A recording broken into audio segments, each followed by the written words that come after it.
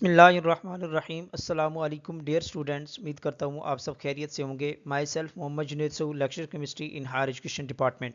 Students, आज हम बात करेंगे आज़ाद जम्मू कश्मीर पब्लिसिटी कमीशन के lecture chemistry subject specialist chemistry का पेपर जो 2019 में कंडक्ट हुआ। आज हम इस पेपर की कंप्लीट डिस्कशन करेंगे। This paper is very important and standard level का पेपर था, जिसमें हम कंप्लीट पोर्शन ऑर्गेनिक का पोर्शन जो कि मेजर पोर्शन रहा इस पेपर में, इसके साथ साथ फिजिकल का पोर्शन एंड एनालिटिकल का पोर्शन भी काफ़ी सिग्निफिकेंट पोर्शन था। तो these three portions were very important. अगर आप लोग 15 नवंबर को जो आपको लेक्चर केमिस्ट्री का पेपर कंडक्ट होने जा रहा है आज़ाद जम्मू कश्मीर के लिए, तो आप इन थ्री पोर्शंस को अच्छे तरीके से कवर कर लें। तो इंशाल्लाह आज की वीडियो में आपको बहुत कुछ सीखने को भी मिलेगा और आपके साथ साथ मैं आपके साथ गाइडलाइंस और डायरेक्शन भी साथ साथ शेयर करता रहूँगा कि आपने फ्लॉ कॉन्सेप्ट को आपने किस तरह जो है वो इसको कॉन्सेप्ट को क्लियर करना है। तो ओके, स्टार्ट करते हैं विदाउट वेस्टिंग टाइम। तो आज की जो लेक्चर्स है काफ़ी डिटेल डिस्कशन भी होगी, लेंथी डिस्कशन भी हो सकती है, बहुत सारी चीज़ें हैं, बहुत सारे न्यूमेरिकल्स भी हैं आज इस पेपर में। तो जुड़े रहिएगा इस वीडियो को एंड तक देखते हैं। Okay students, first of all हम बात करते हैं क्वेश्चन नंबर 1 की। Which of the following compound will absorb at longest wavelength in UV visible spectroscopy. तो यहाँ पे अगर हम बात करें, देखें स्टूडेंट, तो इसका जो करेक्ट ऑप्शन है वो डी है। जो फेनोलेट आइन है, बेसिकली यहाँ पे जो लोन पेयर एग्जिस्ट करता है ऑन द ऑक्सीजन, वो इंक्रीज कर देता है कॉन्जुगेशन को। यहाँ पे कॉन्जुगेशन इंक्रीज हो जाती है, जिससे एनर्जी जो गैप होता है वो डिक्रीज कर जाता है और वेव लेंथ क्या कर जाती है, इंक्रीज कर जाती है। तो इन केस ऑफ फेनोलेट आयन जो है, इसकी वेव लेंथ सबसे मैक्सिमम होती है इन द यूवी स्पेक्ट्रोस्कोपी। तो यहाँ पे डी ऑप्शन यहाँ पे करेक्ट है। नेक्स्ट क्वेश्चन नंबर 2 है, which one of the following compound will show absorption at highest wave number in the IR spectrum। तो यहाँ पे देखें तो जो ए कंपाउंड है, यहाँ पे बात करें तो दिस इज द कीटोन। और हमें पता है कि जो कीटोन की आईआर की जो फ्रिक्वेंसी आती है, उसकी वाइब्रेशनल फ्रिक्वेंसी की वैल्यू होती है वेव नंबर की, वो 1750 के राउंड अबाउट आती हैं। तो ये हम लेक्चर में भी बात कर चुके हैं ऑलरेडी, हमारा लेक्चर भी पब्लिक है आईआर स्पेक्ट्रोस्कोपी पे। इस तरह यहाँ पे बी ऑप्शन को देखें तो दिस इज द इमाइड, और इमाइड की कार्बोनाइल कंपाउंड में सबसे लीस्ट होती है और ये ऑलमोस्ट कोई 1690 के राउंड अबाउट जो है वो पर सेंटीमीटर में इसकी वैल्यू होती है। और this is the acid halide, this is the most important, यानी कि यहाँ पे इसकी जो वेव नंबर की वैल्यू है सबसे ग्रेटर होती है in case of carbonyl compound, क्योंकि स्ट्रॉन्ग इलेक्ट्रॉन विदड्रॉइंग ग्रुप यहाँ भी अटैच है, क्लोरीन। तो यहाँ पे देखें तो इस केस में जो इसकी वैल्यू होती है ऑलमोस्ट 1810 तक चली जाती है। और यहाँ पे देखें तो दिस इज द एल्डिहाइड, और ये एल्डिहाइड की ऑलमोस्ट 1725 तक वैल्यू होती है। तो यहाँ पे जो करेक्ट ऑप्शन होगा, यहाँ पे पूछा गया कि हाईएस्ट वेव नंबर किसकी होगी, तो यहाँ पे सी ऑप्शन यहाँ पे करेक्ट है। एसिड जो हिलाइड मौजूद है यहाँ पे, सी ऑप्शन करेक्ट है। Next question, question number 3, Birch reduction of anisole methoxybenzene will yield. अगर आप बिर्क रिडक्शन करवाते हैं तो this is the electron transfer phenomena होता है। और यहाँ पे जो आपका जो करेक्ट ऑप्शन बनेगा 3 का, वो ए ऑप्शन यहाँ पे करेक्ट है। तो this compound will the formation. तो आप मैकेनिज्म को जाके देखिए बिर्क रिडक्शन का, तो ये इसका करेक्ट ऑप्शन बनेगा। क्वेश्चन नंबर 4 है, the major product on treatment of two bromopentane. Two bromopentane है with the potassium tert butoxide, very important. यहाँ पे देखें तो जो बेस यूज की गई है, दिस इज द बल्कि न्यूक्लियोफाइल या बल्कि बेस आप कह सकते हैं। यानी कि हमने ये भी पढ़ रखा है कि जब आप बल्कि बेस यूज़ करते हैं तो उस केस में जो आपके 2 प्रोडक्ट्स बनते हैं, आप सिट्रजिफ रूल यूज़ करते हैं और उसके साथ साथ हॉफमैन यूज़ करते हैं। तो इस केस में जो हॉफमैन एलिमिनेशन रिएक्शन होता है वो आपका बेसिकली मेजर प्रोडक्ट बनता है अगर आप बल्कि बेस यहाँ पे यूज़ करते हैं, क्योंकि स्टेरिक हिंड्रेंस की वजह से। और अगर आपकी बल्कि बेस नहीं है, स्मॉल बेस है या स्ट्रॉन्ग बेस है, तो उस केस में आपका जो सिट्रजिफ प्रोडक्ट होता है वो स्टेबल होता है। तो जो हमारे पास लेस हिंड्रेड यानी कि अल्कीन बनती है, वो हमारे पास मेजर प्रोडक्ट होती है in case of Hofmann reaction. तो यहाँ पे पेंटीन 1 इन यानी कि 1 पेंटीन यहाँ पे आपका मेजर प्रोडक्ट बनेगा। तो यहाँ पे ए ऑप्शन यहाँ पे करेक्ट है। ओके स्टूडेंट, तो ये आपने ट्रिक याद रखना है। Question number 5, the strongest nucleophile among the following. यहाँ पे अगर हम बात करें तो यहाँ पे न्यूक्लियोफिलिसिटी जो फैक्टर होता है वो डिक्रीज करता है इन द पीरियड। पीरियड में जो न्यूक्लियोफिलिक करैक्टर होता है वो क्या करता है, डिक्रीज करता है। तो यहाँ पे अगर हम ऑर्डर की बात करें तो सबसे ज़्यादा जो न्यूक्लियोफाइल है वो CH3 नेगेटिव होता है, देन NH2 होता है, ये नोट करते जाएं, एंड देन OH होता है, एंड देन उसके बाद जाके आपका फ्लोराइड आयन होता है। तो यहाँ पे जो करेक्ट ऑप्शन बनेगा वो आपका बी ऑप्शन यहाँ पे करेक्ट बनेगा। This is the correct option है। क्वेश्चन नंबर 6 है, which one of the following is strongest acid. तो यहाँ पे आपने देखना है इनमें से कौन सा स्ट्रॉन्ग एसिड है। तो इस केस में देखें तो यहाँ पे करेक्ट ऑप्शन डी बनता है, this is the strongest acid, क्योंकि यहाँ पे इसकी अगर हम बात करें तो यहाँ पे इसकी जो पी के ए वैल्यू है, पी के ए वैल्यू यहाँ सबसे लीस्ट होती है, 3.96 ऑलमोस्ट इसकी वैल्यू होती है। तो जिसकी पी की वैल्यू लीस्ट होती है तो वहाँ पे उसकी के ए की वैल्यू सबसे हाईएस्ट होती है। तो यहाँ पे डी ऑप्शन करेक्ट होगा। क्वेश्चन नंबर 7 है, the absolute configuration of the following compound at carbon 1 and 2 respectively will be. तो यहाँ पे कन्फिग्रेशन चेक करनी है आपने, आर एस का कॉन्सेप्ट देखना है, बहुत इंपॉर्टेंट कॉन्सेप्ट है। अगर हम इसको देखें, स्ट्रक्चर को ड्रा करें तो कुछ इस तरह की स्ट्रक्चर जाके डेवलप होती है। अगर हम इसको देखें तो you can write it COOH carboxyl group है, and this is the bromide, this is the hydrogen, और ये आपका बनता है OH, and this is the H, और यहाँ पे आपका CHO ग्रुप होता है। ये कंपाउंड है जो मैंने आप इसको कन्वर्ट किया है। यहाँ पे देखें तो ये आपके पास ये एक कायरल सेंटर है, एक ये वाला कायरल सेंटर है। तो इन दोनों केसेस में यहाँ पे अगर नंबरिंग दे दें तो देखिए सबसे पहले जो नंबर बनेगा वो हमारे पास, इस कार्बन को देखें तो ये मैंने कंप्लीट RS कन्फिग्रेशन कैसे आपने फाइंड आउट करनी होती है। तो स्टीरियो केमिस्ट्री का हमारा लेक्चर ऑलरेडी पब्लिक है, उसको ज़रूर वॉच करें, इंशाल्लाह आपके एग्जाम में बहुत हेल्पफुल होगा। तो इसको नंबर 1 देते हैं, इसको हम नंबर 2 देते हैं, और ये जो अटैच है ये पूरा ग्रुप, ये 3 और ये 4 है। हम ये भी कह चुके हैं कि अगर आपकी यहाँ पे देखें तो एक्चुअली 1 2 3 की तरफ जाते हैं तो ये हमारे पास एक्चुअल में अगर देखें जाए तो ये क्या है, S है।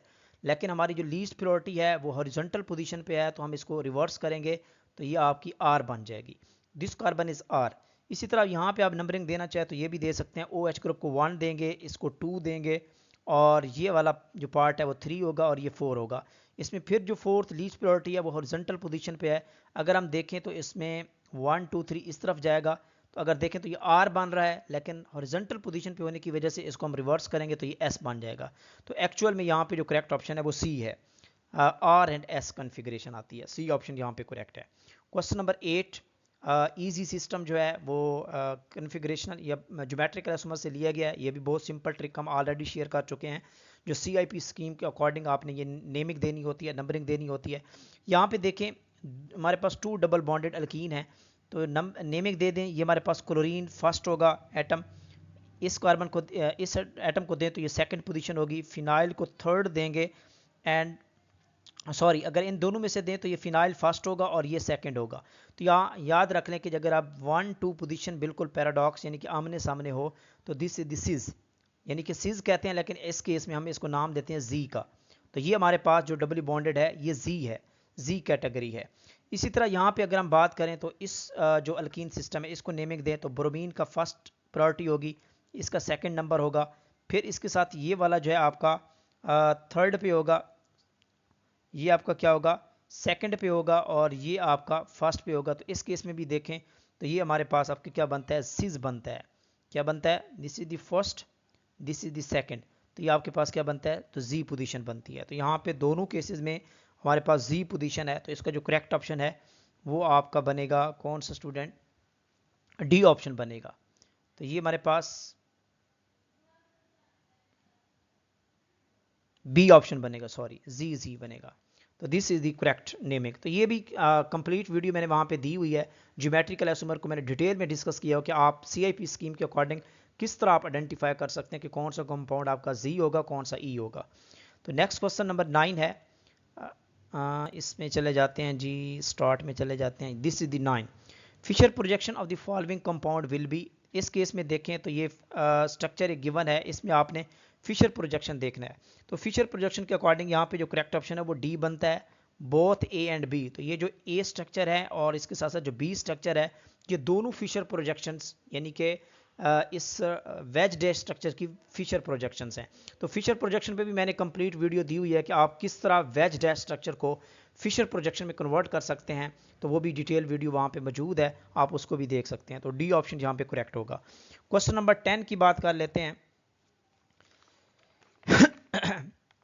Okay student, the reaction of parabromotoluene with the NH2 negative. तो पैराब्रोमोटोलिन है, अगर आप इसको एक्वस अमोनिया, लिक्विड अमोनिया की जब बात हो रही है, पैराब्रोमोटोलिन है, this is the toluene CH3 para position पे ब्रोमीन है, और आपने यूज़ किया है एक्वस अमोनिया। जब आप एक्वस अमोनिया यूज़ करते हैं तो इस केस में आपका जो प्रोडक्ट बनेगा बोथ प्रोडक्ट बनेगा। यहाँ पे देखें तो डी ऑप्शन यहाँ पे करेक्ट होगा। बी और सी दोनों बेंजाइन फॉर्मेशन भी होती है। अगर आप इसका मैकेनिज्म देखें डिटेल में जाके तो बेसिकली यहाँ पे बेंजाइन फॉर्मेशन भी होती है, और फ्री रेडिकल मैकेनिज्म इसलिए होता है क्योंकि यहाँ पे क्या बनती है, this follows the Virk reduction. तो बिर्क रिडक्शन को फॉलो करता है। सबसे पहले ब्रोमाइड आयन निकलता है, तो आपकी बेंजाइन इस तरह का इंटरमीडिएट बनता है, और उसके बाद जाके फिर वो क्या करता है, इसका फ्री रेडिकल मैकेनिज्म भी हो रहा होता है। तो यहाँ पे डी ऑप्शन यहाँ पे करेक्ट है। क्वेश्चन नंबर 11 है the addition of bromine to cyclopentene. Addition of bromine to cyclopentene produce the trans addition product.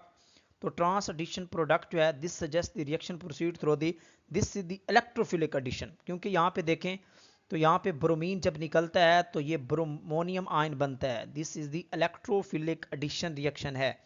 Bromine कीटाइन बनता है, तो this is the stereoselective reaction है, and this is the electrophilic addition reaction. तो यहाँ पे correct option क्या बनेगा, यहाँ पे क्वेश्चन नंबर 11 का जो करेक्ट ऑप्शन है वो सी है, ब्रोमोनियम कीटाइन बनता है यहाँ पे, सी ऑप्शन। क्वेश्चन नंबर 12 है alcohols can be oxidise to aldehyde using.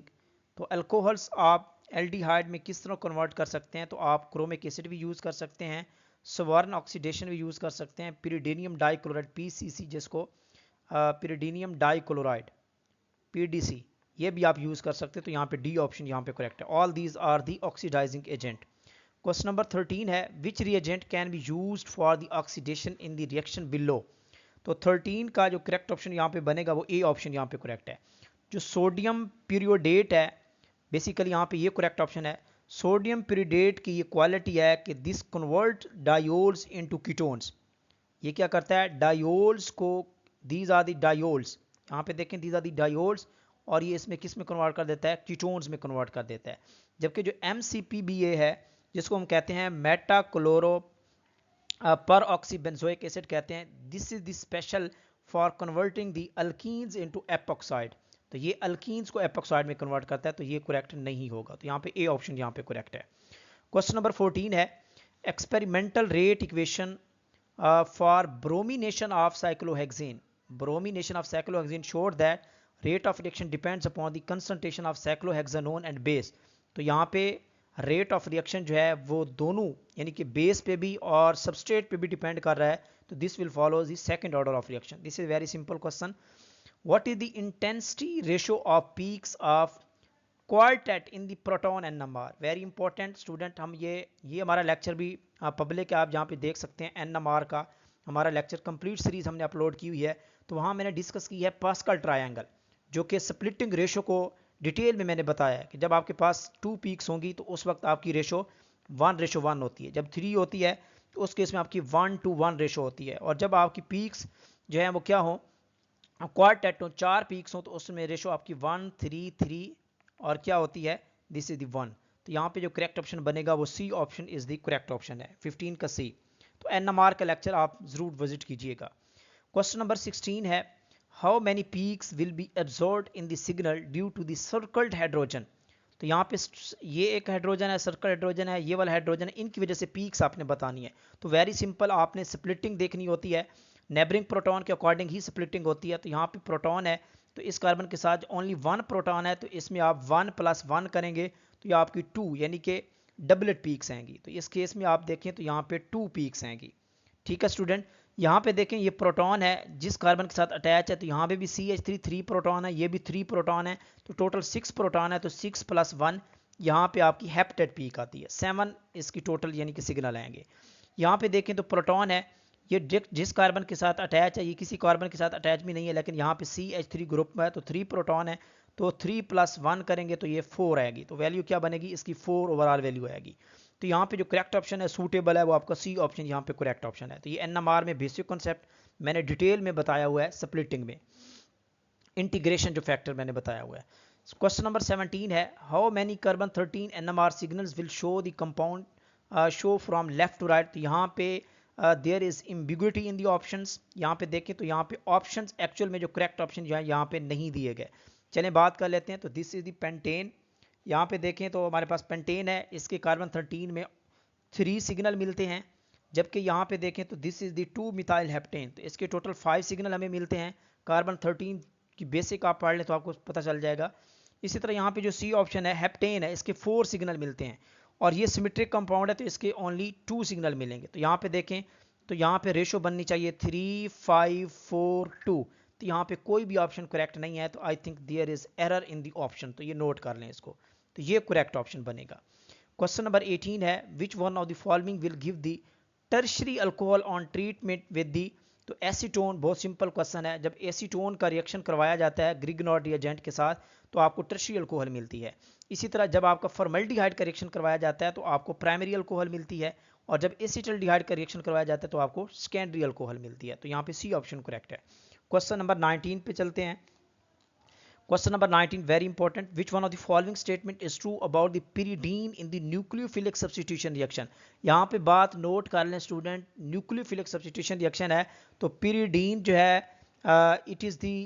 it is having the nitrogen and also lone pair on the nitrogen. This is the more electronegative है, जो कि act करेगा as a electron withdrawing. More electronegative होने की वजह से ये electron withdrawing यानी कि इलेक्ट्रॉन को विदड्रॉ करेगा, and so it react with the nucleophile. तो इसकी न्यूक्लियोफाइल के साथ जो रिएक्टिविटी है वो ग्रेटर है as compare to the benzene. अगर यहाँ पे इलेक्ट्रोफिलिक सब्स्टिट्यूशन रिएक्शन होता तो फिर बेंजीन ग्रेटर होता, तो pyridine is more reactive than the benzene. तो यहाँ पे जो करेक्ट ऑप्शन है वो A will be the correct option, 19 का ए जो है वो करेक्ट ऑप्शन है।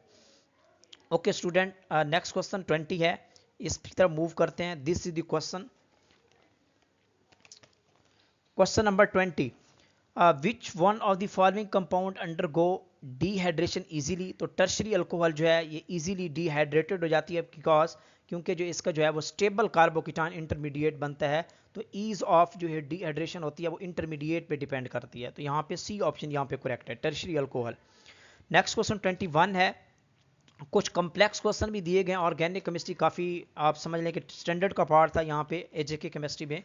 What is the best name for the following compound, ये आपने नेमिंग देनी है, तो बहुत सिंपल है, इसको ज़रा आप चेक कीजिएगा। यहाँ पे देखें तो बिल्कुल सिंपल, यहाँ पे मिथाइल ग्रुप है तो यहाँ पे हाइड्रोजन अटैच होगा डेफिनेटली, तो इसको आप नंबरिंग 1 देंगे, इसको नंबरिंग 2 देंगे। This is the 1, this is the 2। और यहाँ पे देखें तो ये हमारे पास इसको नंबर दें तो ये 1 होगा, ये वाला 1 होगा क्योंकि ये डायरेक्ट 2 के साथ ये 2 होगा। तो आप ये कहते हैं ये 1 2 जो है बेसिकली यहाँ पे 1 2 आमने सामने आ रहा है, तो दिस इज द Z। पहली बात तो ये हो गया, तो ये Z है, तो Z3। अच्छा यहाँ पे देखें तो ये हमारे पास आइसोप्रोपाइल ग्रुप है, आइसोप्रोपाइल का आयोपिक नेम देखें तो ये होता है 1 मिथाइल इथाइल होता है। कौन सा होता है? 1 मिथाइल इथाइल होता है। तो Z3 पोजीशन पे नेमिंग देना चाहें तो this is the 1, this is the 2, ये 1 कार्बन है, ये 2 कार्बन है, ये 3 कार्बन है। 3 के ऊपर आइसोप्रोपाइल है, यानी कि 3 के ऊपर आपका 1 मिथाइल इथाइल है, और ओवरऑल देखें तो ये 2 हेक्सीन है, अगर हम लॉन्ग चेन को कार्बन का नाम दें। तो यहाँ पे जो करेक्ट ऑप्शन बनेगा वो बी बनेगा। ओके, क्वेश्चन नंबर 22 है, which of the following molecular orbital diagram for butadiene की बात हुई है represent the highest occupied molecular orbital in the excited state. तो यहाँ पे जो करेक्ट ऑप्शन है 22 का वो बी ऑप्शन यहाँ पे करेक्ट है। तो जो हाईएस्ट ऑक्सीडेशन स्टेट है वो आपकी ये बनेगी। जो ए है ये लूमो को शो करती है, लोएस्ट अनऑक्यूपाइड मॉलिक्यूलर ऑर्बिटल को शो कर रही है, जबकि जो सी ऑप्शन है ये यहाँ पे शो कर रहा है ग्राउंड स्टेट को, this is the ground state. लेकिन यहाँ पे एक्साइटेड स्टेट की बात की गई है। जो डी है ये भी किसको शो करता है? ल्यूमो को शो करता है, लोएस्ट अनऑक्यूपाइड मॉलिक्यूलर ऑर्बिटल। तो यहाँ पे करेक्ट ऑप्शन आपका बी बनेगा, B is the correct option है। 23, which one of the following reaction show a correct main product. तो सूटेबल जो मेन प्रोडक्ट है वो हमने देखना है कि कौन सा होगा। तो यहाँ पे 23 का अगर हम देखें तो यहाँ पे जो करेक्ट ऑप्शन है वो बी बनेगा, क्योंकि यहाँ पे जो हम यूज़ करते हैं फिनाइल ब्रोमाइड और THF, यहाँ पे रिएक्शन जो है वो करेक्टली यही ज़ाहिर कर रहा है कि ट्रांसफॉर्मेशन होती है, और PHBr जो है वो सब्स्टिट्यूट करता है, और इसमें जो THF है वो क्या करता है? कन्वर्ट इनटू द साइक्लोहेक्सानोन में कन्वर्ट कर देता है। तो ये रिएक्शन आप ज़रा देखिए इसको, तो यहाँ पे जो करेक्ट ऑप्शन बनेगा वो बी ऑप्शन यहाँ पे करेक्ट बनेगा इन चारों में से। 24, what is the main product of the following reaction. यहाँ पे देखें तो दिस इज दी बेसिकली अगर हम बात करें तो यहाँ पे इंट्रामालिक्यूलर डिकमैन कंडेंसेशन होती है। ये कंडेंसेशन की एक टाइप है। जब आप ऑर्गेनिक स्पेशलाइजेशन करते हैं तो ये उस लेवल के क्वेश्चन है। ये माइनर जो हमारे स्टूडेंट्स हैं एनालिटिकल के या फिजिकल के, उनके लिए ये बहुत डिफिकल्ट पार्ट हो सकता है। लेकिन जिनकी मेजर ऑर्गेनिक है इवन कि उनके लिए भी ये डिफिकल्ट क्वेश्चन है, यानी कि बहुत स्टैंडर्ड के उन्होंने क्वेश्चन यहाँ पे पिक किए हैं। ओके स्टूडेंट, यहाँ पे देखें तो ये बेसिकली जो हमारे पास रिएक्शन है इसको कहते हैं डिकमैन कंडेंसेशन रिएक्शन। तो यहाँ पे इंट्रामालिक्यूलर एक ही मालिक्यूल के अंदर कंडेंसेशन होती है, डिकमैन कंडेंसेशन रिएक्शन होती है, और यहाँ पे 5 membered ring beta keto ester की फॉर्मेशन होती है। तो यहाँ पे जो करेक्ट ऑप्शन है वो यहाँ पे बी ऑप्शन जो है वो यहाँ पे करेक्ट ऑप्शन बनेगा B. Which of the following compound is optically active की बात की गई है यहाँ पे। यहाँ पे देखें तो बिल्कुल सिमेट्रिकल मॉलिक्यूल है, यहाँ पे प्लेन ऑफ सिमेट्री एग्जिस्ट करती है तो ऑप्टिकल इनएक्टिव होगा। इस तरह सेम यहाँ पे भी देखें तो बिल्कुल प्लेन ऑफ सिमेट्री यहाँ पे एग्जिस्ट करती है। आप देखें तो इक्वल पार्ट्स में डिवाइड हो जाता है तो ये भी ऑप्टिकल इनएक्टिव है। और यहाँ पे देखें तो ये जो कंपाउंड है बाइसैक्लो कंपाउंड है, ये सिमिस्ट्री यहाँ पे भी सिमेट्री एग्जिस्ट करती है बाइसैक्लो कंपाउंड्स में से भी, तो ये भी ऑप्टिकल इनएक्टिव है। और यहाँ पे देखें this is the optical active, यहाँ पे ऑप्टिकल सेंटर भी मौजूद है। और यहाँ पे देखें तो this is not symmetry exist, ये आपके पास जो है ऑप्टिकली एक्टिव कंपाउंड होगा। तो डी ऑप्शन यहाँ पे करेक्ट है। 26 what is the major product obtained from the following reaction. इनमें से कौन सा मेजर प्रोडक्ट यहाँ पे बनेगा, तो यहाँ पे डीर्स एल्डर रिएक्शन है, साइक्लो का एडिशन होती है, साइक्लोहेक्साडाइन प्लस डाइनोफाइल जो है जब रिएक्ट करते हैं तो ये न्यू सिग्मा बॉन्ड की फॉर्मेशन होती है। तो इस केस में अगर हम देखें तो बाइसाइक्लिक कंपाउंड सिस्टम की फॉर्मेशन होती है। तो 26 का यहाँ पे सी है, ये भी बिल्कुल पॉसिबल नहीं है, ये भी नहीं है बाइसाइक्लो कंपाउंड, तो यहाँ पे करेक्ट ऑप्शन सी बनेगा, सी इज दी करेक्ट ऑप्शन है। तो मूव करते हैं 27 की तरफ। तो यहाँ पे स्टेटमेंट मिसिंग है, लेकिन यहाँ पे बताया गया है कि आपका जो CH3CN है मिथाइल साइनाइड, जब ये रिएक्ट करता है HCl के साथ और इसकी सक्सेसिव हाइड्रोलिसिस होती है तो इसके रिजल्ट में आपका एस्टिक एसिड बनता है, नोट कीजिएगा, और साथ बनता है अमोनियम क्लोराइड की फॉर्मेशन होती है। तो यहाँ पे डी ऑप्शन करेक्ट होगा, ये नोट कर लें। तो ये प्रोडक्ट बेसिकली यहाँ पे रिएक्शन पे बनते हैं। ओके जी, क्वेश्चन नंबर 28 है what is the lambda max of the following compound. Very important, students की बार बार प्रैक्टिस करवा चुका हूँ, और ये लेक्चर भी हमारा यूवी विजिबल के ऊपर कंप्लीट लेक्चर सीरीज जो है वो गिवन है यूट्यूब के ऊपर। मैं एजे के स्टूडेंट से रिक्वेस्ट करूँगा कि आप हमारी स्पेक्ट्रोस्कोपी की सीरीज ज़रूर वॉच करें, यूवी विजिबल, IR, NMR, मास स्पेक्ट्रोमीट्री। इंशाल्लाह बहुत सारे क्वेश्चन इस एग्जाम में आ चुके हैं जो स्पेक्ट्रोस्कोपी से रिलेटेड हैं और टिपिकल हैं, आपके सारे के सारे क्वेश्चन यहाँ पे सॉल्व हो जाएंगे, आपको किसी सोर्स से पढ़ने की ज़रूरत नहीं पड़ेगी, एक एक चीज़ हमने डिटेल में वहाँ पे डिस्कस की हुई है। और अगर आप लोग हमारा ऑनलाइन सेशन ज्वाइन करना चाहते हैं तो आप जो है ना वो रजिस्ट्रेशन करवा के ऑनलाइन सेशन को भी ज्वाइन कर सकते हैं। आपको कंप्लीट जो मटेरियल है आपके टेस्ट के लिए वो आपको एडवांस में शेयर कर दिया जाएगा, lectures notes, you can register yourself. हमारा जो ऑनलाइन सेशन है वो न्यू बैच वो ऑलरेडी हम स्टार्ट कर चुके हैं 13 अक्टूबर से। ओके, यहाँ पे पूछा गया कि what is the lambda max of the following compound, तो ये हम यूज़ करेंगे यहाँ पे वुडवर्ड फिजर रूल, वेरी इंपॉर्टेंट। तो बहुत डिटेल में मैंने डिस्कस किया, वो वुडवर्ड फिजर रूल पे कंप्लीट एक लेक्चर मेरा पड़ा हुआ है, उसको ज़रूर देखिएगा। तो यहाँ पे एक चीज़ तो सबसे हमने देखनी होती है कि स्टूडेंट कि यहाँ पे आपने आइडेंटिफाई करना होता है कि आपका जो सिस्टम है ये कौन सा है। तो यहाँ पे हम देखें तो दिस इज दी होमोडाइन है, होमो एनुलर रिंग है, और जब होमो एनुलर रिंग होता है तो उस केस में जो हम बेसिक वैल्यू चूज़ करते हैं, बेसिक वैल्यू वो हम लेते हैं 253 लेते हैं। ये कंप्लीट प्रोसेस बता चुका हूँ। अच्छा, इसके बाद देखें रिंग रेजिड्यू कैसे बनता है कि अगर आपकी कॉन्जुगेशन डायरेक्ट रिंग के साथ अटैच हो तो यहाँ पे देखें जो आपका रिंग रेजिड्यू देखें तो यहाँ पे एक यहाँ पे बनेगा, एक यहाँ पे, ये third and this is the fourth. तो यहाँ पे 4 रिंग रेजिड्यू है और एक रिंग रेजिड्यू की वैल्यू कितनी होती है, वो आपकी 5 होती है, तो टोटल 4 है। तो रिंग रेजिड्यू की वैल्यू टोटल बन जाएगी 20। इसी तरह यहाँ पे देखें एक्सोसाइक्लिक है, यस, अगर आपकी जो कॉन्जुगेशन है या डबली बॉन्डेड है वो डायरेक्ट रिंग के साथ अटैच हो तो उसको कहते हैं एक्सोसाइक्लिक। तो यहाँ पे देखें ये डबल बॉन्ड डायरेक्ट दूसरे रिंग के साथ अटैच है, ये डबल बॉन्ड भी दूसरे रिंग के साथ अटैच है, तो यहाँ पे 2 एक्सोसाइक्लिक बॉन्ड मौजूद हैं।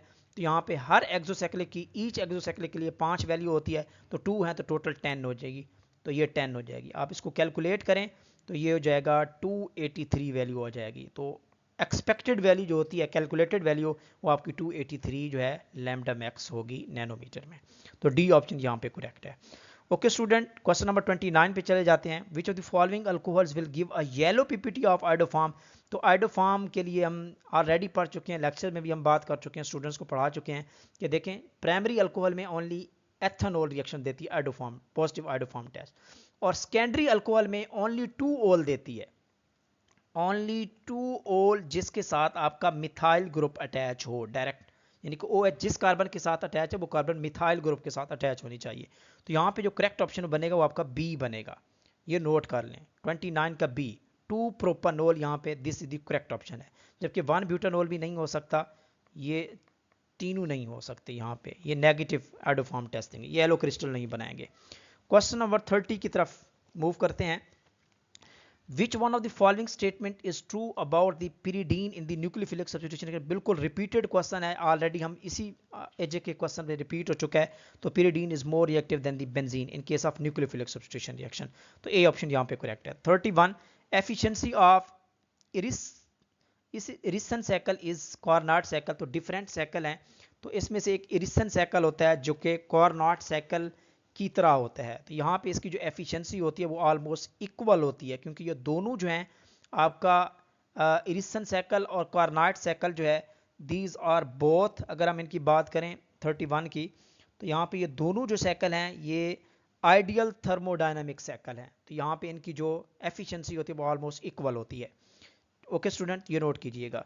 The pressure of gas in term of its mean kinetic energy per unit volume.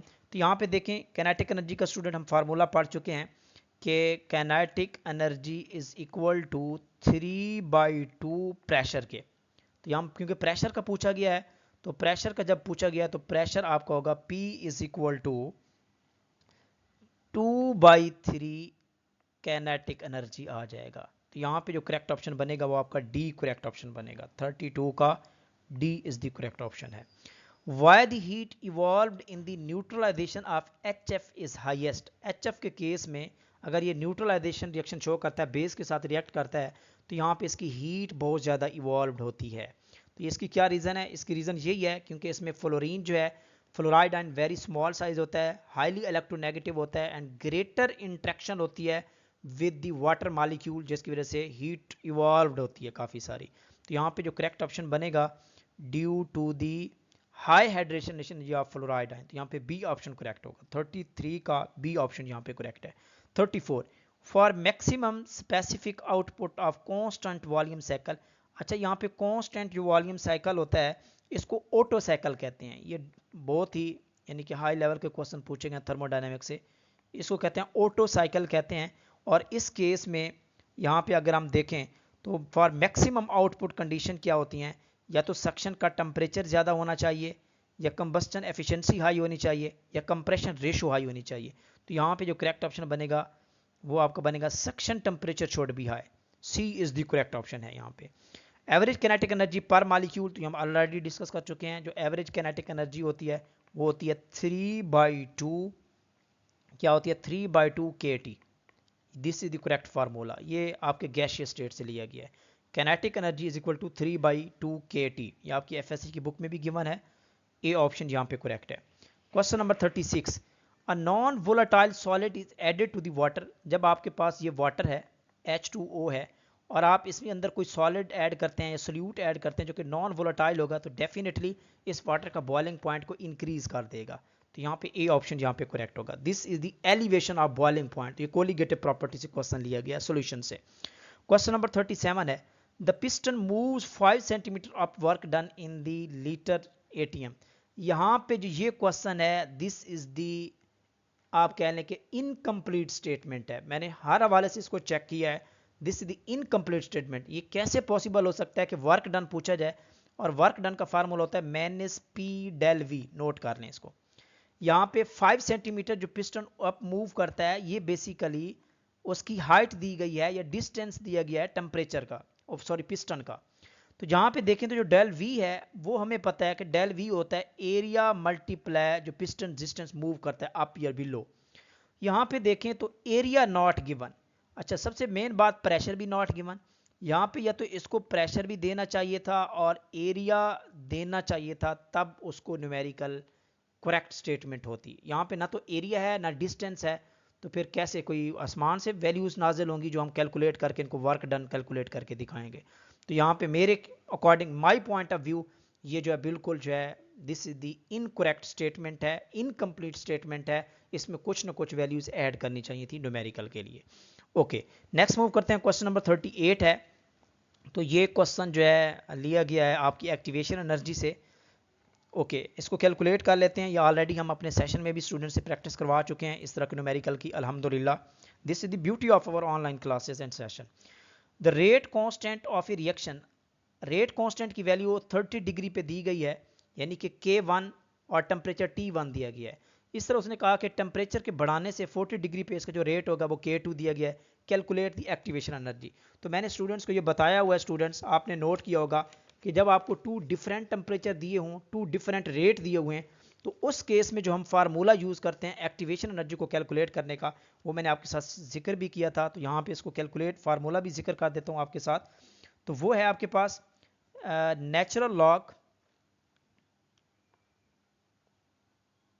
इसको यहाँ पे कर लेते हैं। Okay student, this is the natural log of K2 over K1 rate is equal to EA over, यहाँ पे हो जाएगा R, और ये हो जाएगा 1 over T1 minus 1 over T2।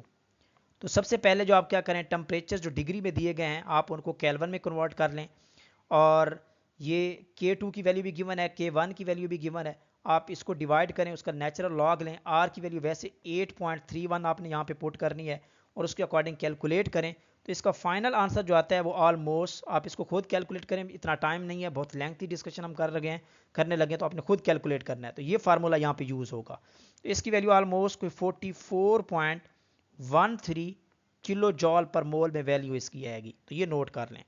तो यहाँ पे जो करेक्ट ऑप्शन बनेगा वो सी ऑप्शन यहाँ पे करेक्ट बनेगा। देख लेते हैं, 44.13 किलो जॉल पर मोल, सी ऑप्शन यहाँ पे करेक्ट है। तो आपने वो वाला फार्मूला यूज करना है।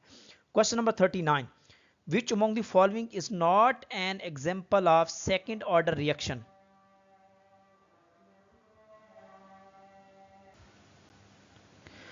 ओके स्टूडेंट, क्वेश्चन नंबर 39 है, which among the following is not an example of second order reaction. इनमें से कौन सी एग्जांपल नहीं है। तो डिसोसिएशन ऑफ हाइड्रोजन आयोडाइड, यहाँ पे 2 molecules of hydrogen iodide dissociate होते हैं और वही रेट में यूज हो रहे होते हैं। तो यहाँ पे ये भी सेकंड ऑर्डर की रिएक्शन है।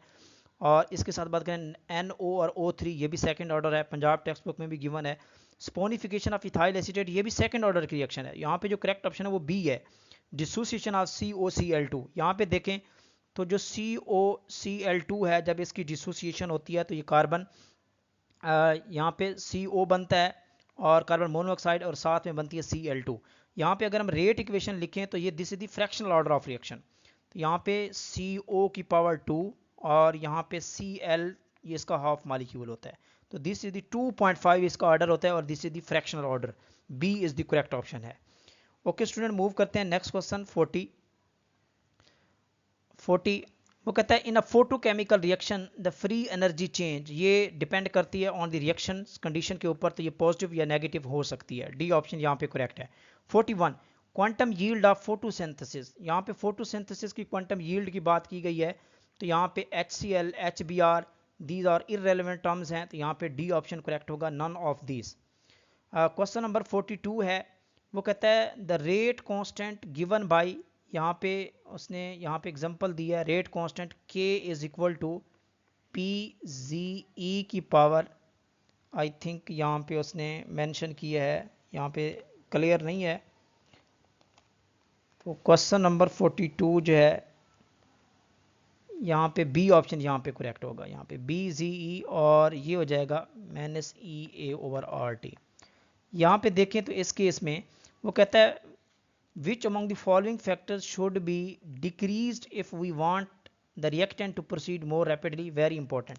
यानी कि अगर आप रेट ऑफ रिएक्शन को फॉरवर्ड करते हैं, मूव करवाते हैं, फास्ट होता है, तो डेफिनेटली जो इनमें से एक्टिवेशन एनर्जी है वो लो होगी, तभी रिएक्शन फास्ट मूव करेगा। तो यहाँ पे बी ऑप्शन करेक्ट है, ई वाला, एक्टिवेशन एनर्जी। क्वेश्चन नंबर 43 है, for the given reaction 2CO plus O2, तो ये 2CO2 विल इसमें डेल्टा डी एच की वैल्यू उसने दी हुई है, D H is equal to -85,600, ये वैल्यू दी हुई है कैलोरी में, और टेम्परेचर 300 केल्विन दिया गया है, और यहाँ पे पूछा कि डी ई क्या होगा, F R is equal to 2 calorie, तो यहाँ पे डी ई पूछा गया है। बहुत सिंपल क्वेश्चन है, आपको मैंने इक्वेशन थर्मोडायनेमिक्स में स्टूडेंट्स पढ़ाई होगी, वो थोड़ा सा मैं आपको यहाँ पे सॉल्व करके दिखा देता हूँ कि यहाँ पे देखें तो हमने ये रिएक्शन पढ़ा है, जो रिएक्शन गिवन है 2CO plus O2 and this give the 2CO2, जबकि डेल्टा एच की वैल्यू यहाँ पे उसने दे दी है -85,600 कैलोरी दी गई है। तो यहाँ पे देखें तो हमें इक्वेशन यूज़ करेंगे, हमने पढ़ रखा है कि del E is equal to del H minus del N R T, ये रिएक्शन हमने पढ़ रखा है। तो ये इक्वेशन यहाँ पे इस न्यूमेरिकल में यूज़ होगी, delta N the basically product moles minus reactant mole, product के 2 मोल्स हैं, रिएक्टेंट के 2, और ये 3 हो गया 1, तो 2 में 3 -1 यहाँ पे आएगा। तो डेल्टा एच की वैल्यू है -85,600 माइनस, ये माइनस आ गया, this is the minus overall delta N की वैल्यू। आर की वैल्यू आपने पुट करनी है, आर की वैल्यू होती है 8.31, लेकिन हम इसको कैलोरी में लेके जाएंगे क्योंकि डेल्टा एच की वैल्यू कैलोरी है, तो कैलोरी की इक्वल होती है आर की, अगर कैलोरी में लें तो वो होती है 1.987 मल्टीप्लाई टेम्परेचर को आप कैल्विन में कन्वर्ट करें 300। आप इसको स्टूडेंट सॉल्व करें तो आपका जो ऑलमोस्ट आंसर आएगा वो आपका -85,000 कैलोरी में आंसर आएगा। तो this is the correct option है। यहाँ पे जो करेक्ट ऑप्शन बनेगा यहाँ पे देख लेते हैं, तो करेक्ट ऑप्शन बनेगा हमारा, वो बनेगा जी जनाब सी ऑप्शन, यहाँ पे सॉरी डी ऑप्शन यहाँ पे करेक्ट है, -85,000 कैलोरी जो है, this is the correct option है। 43 का डी ऑप्शन करेक्ट है। ओके 44 की तरफ चले जाते हैं। The enthalpy of formation of compound A B C and D respectively given है, different enthalpies kilo calorie per mole में। The correct order of increasing stability, एक बात याद रखिएगा स्टूडेंट, जो डेल्टा एच फॉर्मेशन है it is the inversely proportional to the stability. तो यहाँ पे ऑर्डर पूछा गया है कि correct order of increasing stability of the compound, तो भाई इंक्रीजिंग स्टेबिलिटी है तो इसका मतलब है कि सबसे पहले आपने देखना कि कौन सा रखना है जिसकी लोएस्ट स्टेबिलिटी हो, और लोएस्ट स्टेबिलिटी किसकी होगी, जिसकी डेल्टा एच एफ की वैल्यू ग्रेटर होगी। तो यहाँ पे जो करेक्ट ऑर्डर बनेगा आपका, वो आपका बनेगा बी देन सी देन डी और देन ए आपका बनेगा। तो आपने इस ऑर्डर के तहत जो आपने इसको कैलकुलेट करना है। तो यहाँ पे जो करेक्ट ऑप्शन है वो आपका 44 का, वो सी ऑप्शन करेक्ट है यहाँ पे। 45 the difference between the heat of reaction at constant pressure and constant volume, तो कांस्टेंट प्रेशर पे जो आपकी हीट ऑफ रिएक्शन होती है उसको हम कहते हैं इंथॉल्पी, डेल्टा एच कहते हैं, पढ़ रखा है हमने। एंड एट कांस्टेंट वॉल्यूम पे जो आपकी बेसिकली हीट ऑफ रिएक्शन होती है उसको हम कहते हैं change in internal energy, del E कहते हैं। तो उसने कहा कि डेल्टा एच और डेल्टा ई का डिफरेंस क्या होगा, टेम्परेचर भी गिवन है और रिएक्शन भी गिवन है, तो वेरी इंपॉर्टेंट है। तो यहाँ पे वही सेम इक्वेशन हमने यूज करनी है कि del E is equal to del H minus n delta n R T, ये वाला फार्मूला हम सेम यहाँ पे यूज करेंगे। तो इसके अकॉर्डिंग अगर आप इसको कैलकुलेट करें 45, तो आप इजीली कैलकुलेट कर सकते हैं। तो यहाँ पे देखें तो क्योंकि हमने डिफरेंस लेना है delta H minus del E का, तो ये बन जाएगा delta H minus del E, और ये बन जाएगा पॉजिटिव डेल्टा एन और टी बन जाएगा। तो ये वाली इक्वेशन आपने यूज करनी, ये डिफरेंस कैलकुलेट करना है। तो डेल्टा एन की वैल्यू क्या है, यहाँ पे देखिए number of moles of product 12 और 6 18, 18 में से आप निकालें 15 और 2 17, तो 1 मोल आएगा, और ये 1 मोल होगा। और आर टी की वैल्यू जो है यहाँ पे देखें तो आर कांस्टेंट है, 8.31 पुट करें, टेम्परेचर 300 केल्विन आप पुट करेंगे, तो आपका जो डिफरेंस की वैल्यू आएगी वो आपका आंसर आ जाएगा 2493 जॉल में वैल्यू आएगी। आप इसको कन्वर्ट करेंगे किलो जॉल में, तो ये ऑलमोस्ट आपका 2.4 या 2.5 आपका किलो जॉल में वैल्यू आ जाएगी। तो this is should be the correct option, ये करेक्ट ऑप्शन होना चाहिए, this is the exact calculation. लेकिन यहाँ पे कोई भी ऐसा ऑप्शन मौजूद नहीं है, तो यहाँ भी ऑप्शन में एम्बिग्युइटी है। तो आप क्लोज 3 ऑप्शन चूज करेंगे, क्योंकि अगर आप इसको राउंड ऑफ करें 2.5 को तो ऑलमोस्ट 3 हो सकता है, तो सूटेबल ऑप्शन आपका बी हो सकता है, लेकिन एग्जैक्ट आपकी वैल्यू ये कैलकुलेट होती है, इसको नोट कर लें। बी ऑप्शन यहाँ पे करेक्ट बनेगा। क्वेश्चन नंबर 46 है, the temperature at which the formation of micelle take place. तो ये मैं अपने ऑनलाइन क्विज में ये क्वेश्चन दे चुका हूँ, तो इसको कहते हैं क्राफ्ट टेम्परेचर कहते हैं। This is the B option correct है। The rate of physical adsorption will increase, ये भी हम डिस्कस कर चुके हैं सरफेस केमिस्ट्री में। फिजिकल एड्सॉर्प्शन, क्योंकि दिस इज दी ये आपके पास वीक फोर्सेज ऑफ अट्रैक्शन होती हैं, ये फिजिकल फिनोमिना होता है, this is the exothermic process होता है, तो इसका टेम्परेचर के डिक्रीज करने से आपका रेट इंक्रीज करने का, तो बाई रिड्यूसिंग द टेम्परेचर, तो यहाँ पे बी ऑप्शन यहाँ पे करेक्ट बनेगा। क्वेश्चन नंबर 48 है, on the basis of which theory Langmuir derived isotherm equation. तो ये भी हम अपने ऑनलाइन क्विज में ये क्वेश्चन दे चुके हैं, तो इसको हम डिराइव करते हैं KMT kinetic molecular theory of gases से हम लैंगमियर की डेरिवेशन हम क्या करते हैं, डिराइव करते हैं, तो यहाँ पे बी ऑप्शन करेक्ट है। मेथनल, यहाँ पे मेथनल नहीं है, यहाँ पे बेसिकली मेथनोल है, नोट कर लें।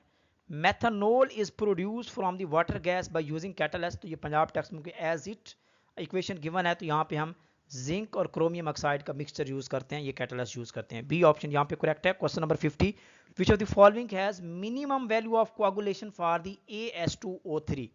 तो यहाँ पे मिनिमम वैल्यू कोआगुलेशन की कौन सी होगी, तो AlCl3 जो है यहाँ पे करेक्ट ऑप्शन है, बिकॉज क्योंकि this has the high coagulation power because of high charge density leading to the rapid coagulation होती है, तो हाई चार्ज डेंसिटी होने से इसकी रैपिड कोआगुलेशन होती है। तो यहाँ पे इसके यहाँ पे बात करें तो यहाँ पे करेक्ट ऑप्शन डी बनेगा। 51, which of the following precipitate are hardest to filter.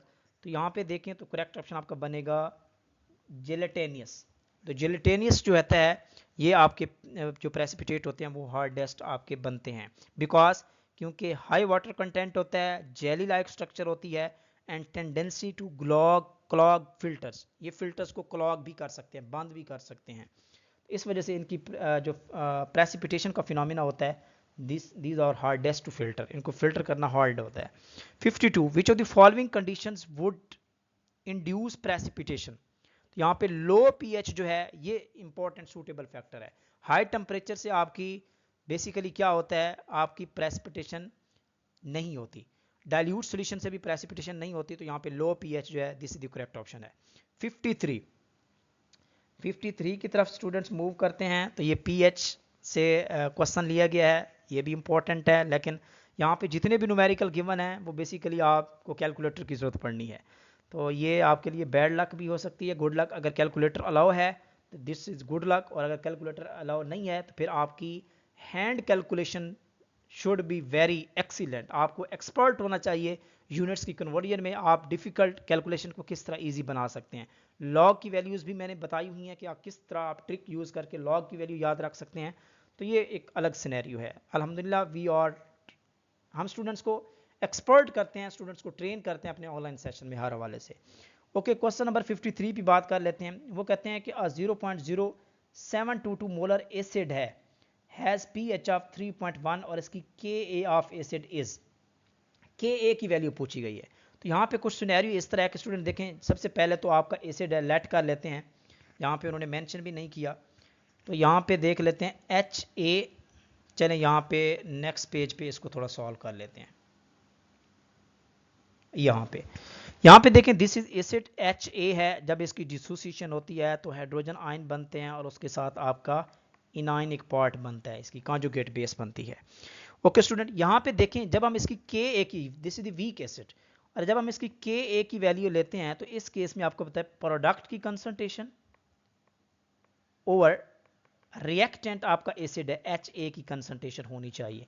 ये फार्मूला आपने यूज करना है K की वैल्यू कैलकुलेट करने के लिए, लेकिन बदकिस्मती से अगर आप देखें तो इसमें कौन सी वैल्यू दी गई है, जस्ट आपको मोलैरिटी दी गई है, बाकी कुछ भी नहीं दिया गया।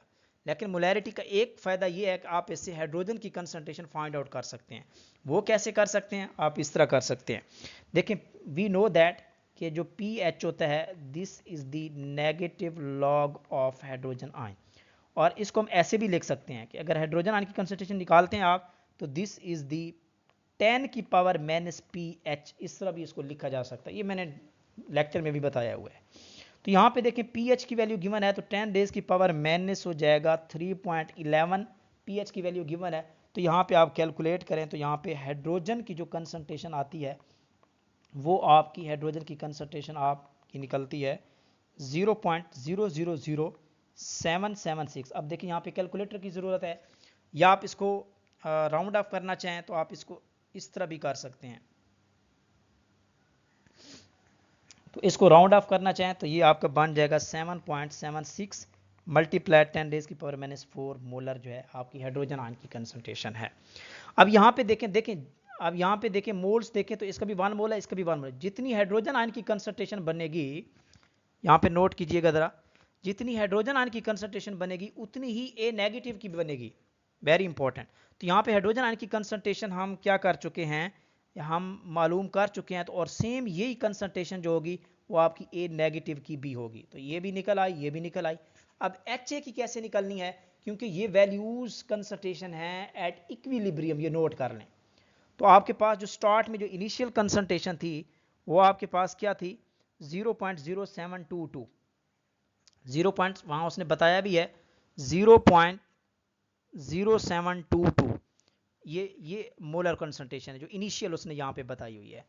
तो ये आपकी इनिशियल कंसंट्रेशन है, और इनिशियल में से आपकी ये जो कंसंट्रेशन आपने इसमें से माइनस करना है 0.0, यानी कि 0.0722 में से इतने मोल्स आपके डिसोसिएट हो जाते हैं, प्रोडक्ट में चले जाते हैं, और वो आपकी है 7.76। इतने मोल्स आपके यहाँ से डिसोसिएट होकर चले जाते हैं वहाँ पे 7.76 मल्टीप्लाई 10⁻⁻⁴। तो आप इसको माइनस करेंगे, जो आंसर आपका आता है ऑलमोस्ट 0.0714, ये आती है आपकी कंसंट्रेशन किसकी, हाइड्रोजन आयोडाइड की कंसंट्रेशन आती है। तो this is the concentration of hydrogen iodide, और यही सेम कंसंट्रेशन आपकी हाइड्रोजन आयन की भी है और आपकी ए नेगेटिव की भी है। और ये वाला फार्मूला आप यूज़ करेंगे, इनकी कंसंट्रेशन पुट करेंगे और वैल्यू निकालेंगे, तो इसका आंसर आपका आ जाएगा ऑलमोस्ट, अपने खुद कैलकुलेट करना है, टाइम नहीं है, 843 मल्टीप्लाई 10⁻⁻⁶ जो है इसका आंसर आ जाएगा 8.3 10⁻⁻⁶। This is the value of के ए। ये प्योरली आपका कैलकुलेटर बेस्ड न्यूमेरिकल है। तो यहाँ पे जो करेक्ट ऑप्शन बनेगा वो आपका 53 का बी ऑप्शन जो है यहाँ पे करेक्ट ऑप्शन है, 8.35 मल्टीप्लाई 10⁻⁻⁶। ओके, एक और न्यूमेरिकल, लेकिन ये बहुत सिंपल है। वेट इन ग्राम, एम की वैल्यू मैस की फाइंड आउट करनी है, और 250 ml सोल्यूशन गिवन है, 0.1 मोलर जो है KMnO4 मोलैरिटी गिवन है। तो ये तो बहुत सिंपल कैलकुलेशन है, इसको देख लेते हैं कैसे आपने कैलकुलेट करनी है। सिंपल मोलैरिटी वाला फार्मूला यूज़ करना है, जो कि ऑलरेडी मैं बता भी चुका हूँ। ओके, यहाँ पे यूज़ कर लेते हैं, नो प्रॉब्लम।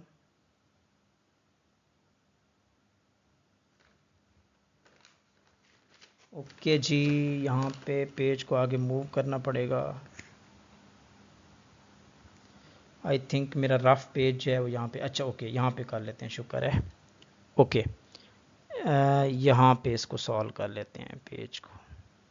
ओके स्टूडेंट, यहाँ पे देखें स्टूडेंट, तो फार्मूला यूज़ करेंगे मोलैरिटी का। Molarity is equal to mass over molar mass multiply आपका 1000, अगर वॉल्यूम आपका किस में हो, ml में हो, 1000 वॉल्यूम इन ml। तो सारी वैल्यूज गिवन है, तो टेंशन लेने की जरूरत नहीं है। मोलैरिटी 0.1 है, आपका मैस यहाँ पे कैलकुलेट करना है। मोलर मैस के MnO4 का 158 होता है मल्टीप्लाई 1000, और वॉल्यूम आपका यहाँ पे गिवन है 250। तो m की वैल्यू निकालें तो m की वैल्यू आपकी आ जाएगी 3.95 ग्राम। तो this is the correct option, 3.95 ग्राम। तो यहाँ पे करेक्ट ऑप्शन क्या बनेगा, C option is the correct option है। नेक्स्ट क्वेश्चन नंबर 55 है, जो कि आपको बिल्कुल नजर नहीं आ रहा होगा। The best explanation for the solubility of manganese sulphide in the dilute HCl is that. तो ये क्वेश्चन 55 का जो करेक्ट ऑप्शन है वो बी है। Concentration of manganese is lowered by the formation of complex ion with the chloride ion. Yes, यहाँ पे B option correct है। कैसे स्टूडेंट, यहाँ पे देखें तो मैंगनीज जब form the complex ion with the chloride ion, जब ये कॉम्प्लेक्स आयन बनाता है क्लोराइड आयन के साथ, तो it increases the solubility of manganese. Sulphide की सॉल्युबिलिटी इंक्रीज हो जाती है by reducing the concentration of free, जो फ्री मैंगनीज आयन है वो रिड्यूस हो जाते हैं। तो यहाँ पे बी ऑप्शन करेक्ट होगा। नेक्स्ट क्वेश्चन 56 है। वो कहता है कि aniline is separated from a mixture. तो ये बहुत ही वेल नोन एग्जांपल है, काफ़ी दफ़ा एग्जाम में भी दे चुके हैं। तो aniline can be separated from the mixture by the fractional distillation, क्योंकि एनिलीन का एक सेपरेट बॉइलिंग पॉइंट होता है, मिक्सचर के अंदर बाकी जो सॉल्वेंट हैं या बाकी कंपाउंड है उनका एक स्पेसिफिक बॉइलिंग पॉइंट होता है। तो on different boiling point you can easily separate out by the fractional distillation. 57 है, in mass spectrometer ions are separated by which of the following ways. तो आयंस को आप किस तरह सेपरेट करते हैं, तो आप यूज करते हैं by the electric and magnetic field. तो ये दोनों आप यूज कर सकते हैं। सॉर्टेड, आयंस आर सॉर्टेड, यहाँ पे सॉर्टेड की बात की गई है, तो यहाँ पे डी ऑप्शन यहाँ पे करेक्ट है। अगर सेपरेटेड होता तो फिर आप जस्ट मैग्नेटिक फील्ड यूज करते, क्योंकि सेपरेटिंग वही है। Okay 59, ion current in the mass spectrometry is measured bye. जो आयनिक करंट है कैसे मेजर किया जाता है, तो इसके लिए हम यूज करते हैं ionic current is measured by the electrometer. D option यहाँ पे करेक्ट है। तो इलेक्ट्रोमीटर हम यूज करते हैं, electrometer tubes. 59, which of the following statement is not true about the mass spectrometry. इनमें से कौन सी ट्रू नहीं है। impurities of masses different from being analyzed interfere with the result। I think 59 का ये correct option A है, क्योंकि this is not the true statement in case of mass spectrometry। mass spectrometry तो interference को क्या करता है, reduce करता है, not interfere with the result। high sensitive instrument होता है, it is suitable for the data storage, ये भी option correct है। तो यहाँ पे A option यहाँ पे correct है। what type of transitions take place in the UV visible spectroscopy. तो इलेक्ट्रॉनिक ट्रांजिशंस होती हैं, बॉन्डिंग इलेक्ट्रॉन्स। ए ऑप्शन यहाँ पे करेक्ट है। 61, विच of the following is not a property of parameter of electromagnetic radiation. यहाँ पे देखें तो बहुत सारे क्वेश्चन जो है वो स्पेक्ट्रोस्कोपी से लिए गए हैं। तो spectroscopy is one of the most important part. आप जरूर हमारी कंप्लीट सीरीज को वॉच कीजिएगा, इंशाल्लाह आपका एक क्वेश्चन भी स्पेक्ट्रोस्कोपी से स्किप नहीं होगा। विच of the following is not a property of parameter of electromagnetic radiation.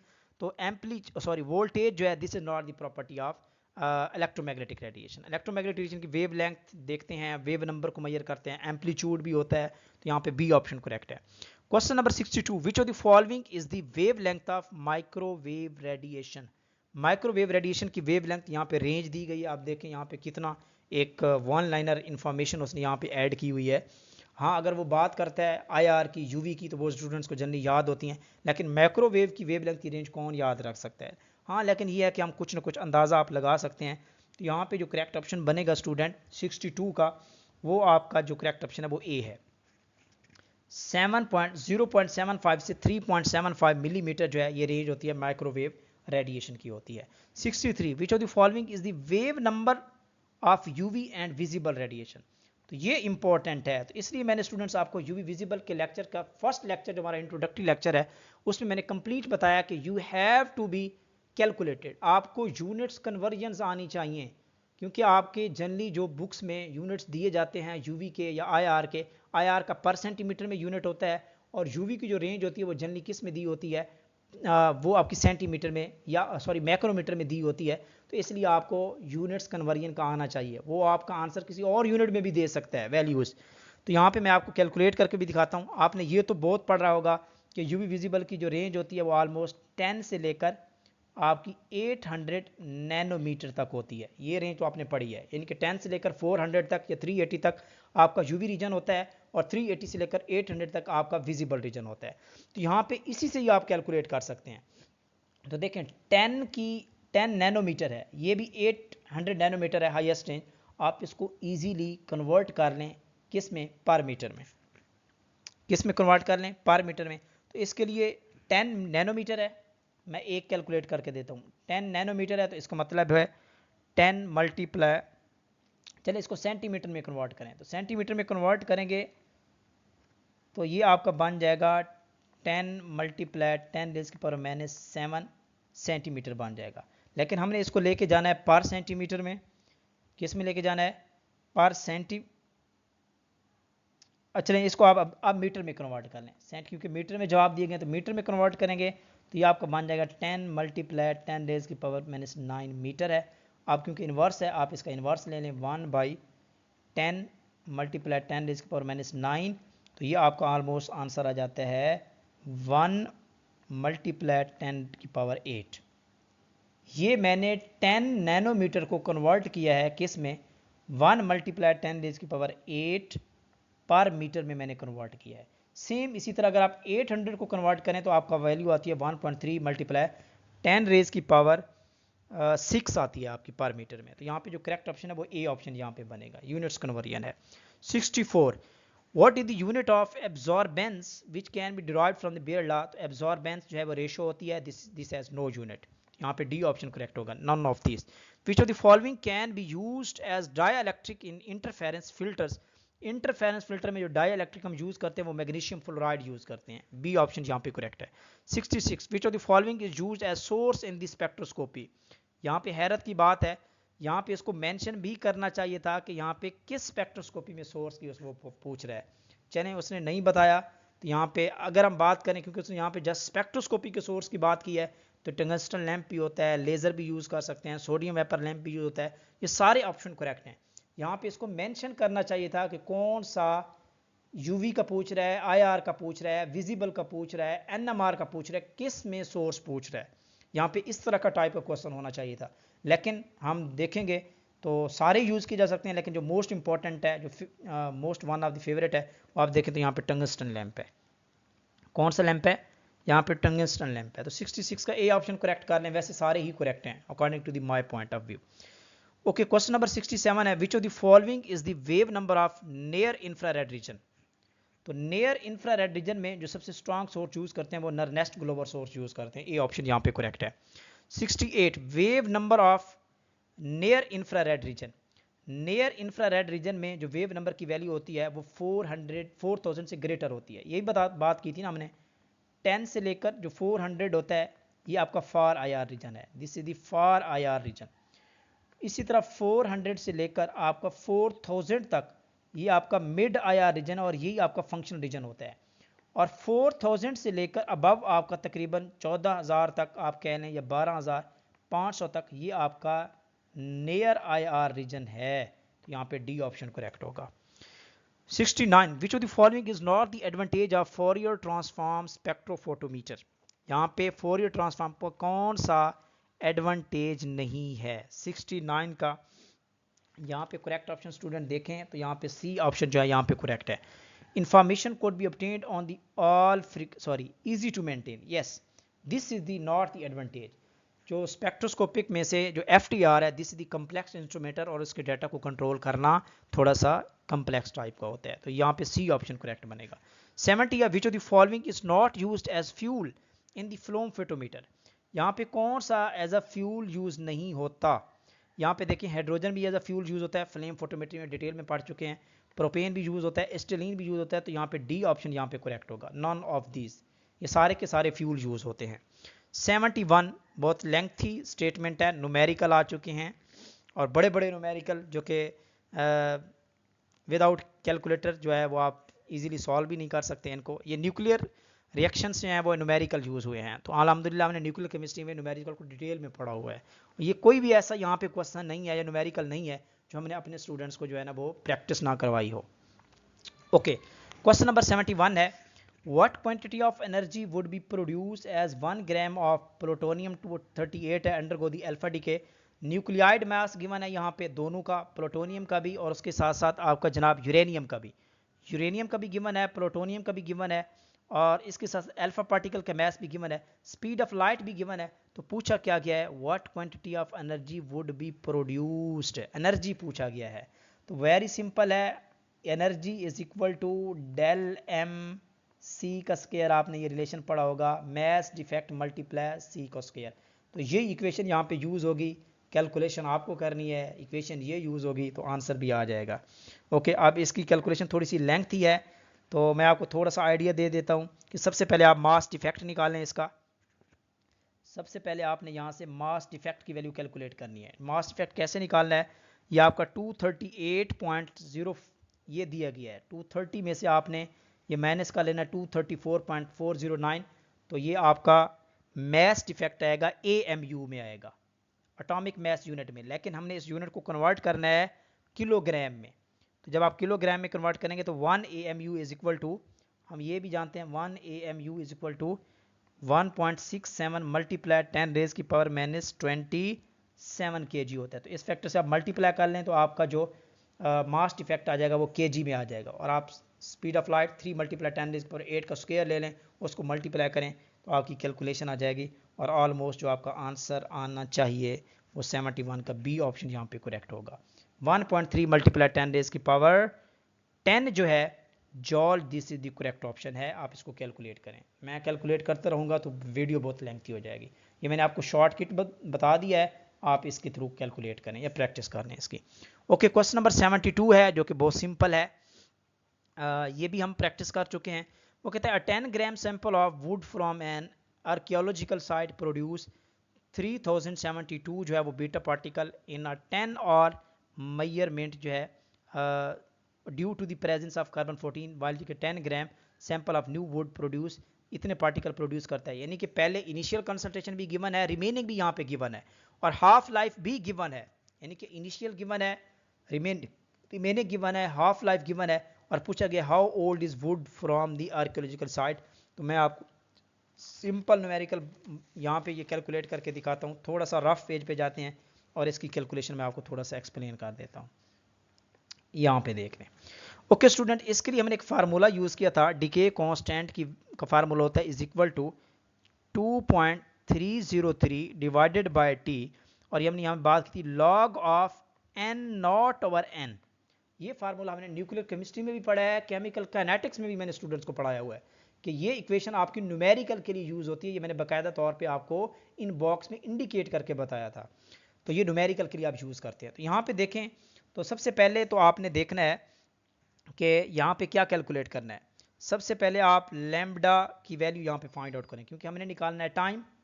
हमने न्यूमेरिकल में क्या निकालना है, टाइम कैलकुलेट करना है। तो इनिशियल भी गिवन है, रिमेनिंग भी गिवन है, लेकिन लैम्बडा डिके कांस्टेंट की वैल्यू गिवन नहीं है। तो डिके कांस्टेंट की वैल्यू बहुत सिंपल है, फर्स्ट ऑर्डर ऑफ रिएक्शन है। तो decay constant is equal to 0.693 divided by T half. T half numerical में दे दी है 0.693 divided by T half given है 5730। तो यहाँ पे लैम्बडा की वैल्यू आ जाएगी 0.0001216। This is the value of lambda max. ठीक है स्टूडेंट, तो यहाँ से हमने लैम्बडा की वैल्यू निकाल ली डिके कांस्टेंट की।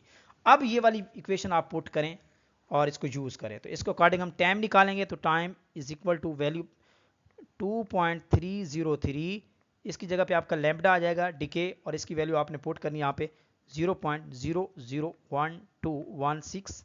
ठीक है, मल्टीप्लाई लॉग और यहाँ पे देखें जो इनिशियल कंसंट्रेशन है न्यूमेरिकल में देखें तो ये है 9216, 92 से 16 divided by 372।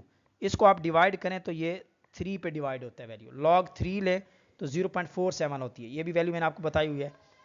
2.303 divided bye 0.001216 multiply log 3 की वैल्यू क्या होती है 0.147 होती है। लॉग 2 की वैल्यू 0.3 होती है, लॉग 3 की वैल्यू 0.47 होती है, लॉग 5 की वैल्यू 0.7 होती है, लॉग 7 की वैल्यू 0.85 होती है। तो ये स्टूडेंट्स को मैंने बताया हुआ है।